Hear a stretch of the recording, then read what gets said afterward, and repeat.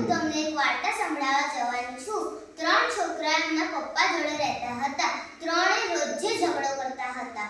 એકવાર એમના પપ્પાએ બોલાવ્યું અને કીધું, મેં તમારા માટે એક ખજાનો છુપાયેલો છે.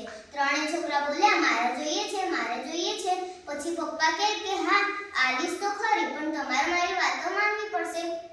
ત્રણે છોકરા કહે છે, હા, માની લઈશું. પછી પપ્પા કહે છે, જાઓ એક એક લાકડી લેતા આવો. ત્રણે છોકરાઓ એક એક લાકડી લાવે છે અને એમના પપ્પાને આલે છે. પપ્પા કહે છે કે હવે એક એક લાકડીને તોડીને બતાવો. પછી પહેલો છોકરો તોડે છે અને કહે છે, આ તો બહુ આસાન હતું પપ્પા. બીજો બી એવું કહે છે કે આ તો બહુ જ આસાન હતું. પછી ત્રીજો બી એવું જ કહે છે, આ તો આસાન હતું પપ્પા. પછી પપ્પા કહે કે આ તો બહુ આસાન હતું, જાઓ બહુ બધી લાકડીઓ લઈને આવો. તો એ લોકો જાય છે અને લાકડીઓ લઈને આવે છે અને એમના પપ્પાને આલે છે. તો પછી પપ્પા કહે છે કે હવે આને દોરીથી બાંધી દો. ત્રણે છોકરાઓ એને દોરીથી બાંધી દે છે. પછી પપ્પા કહે કે હવે આને તોડીને બતાવો. પહેલો છોકરો કહે છે, આ તો બહુ મુશ્કેલ છે, મારથી તો નહીં તૂટે. બીજો બી એવું કહે છે, મારથી તો નહીં તૂટે.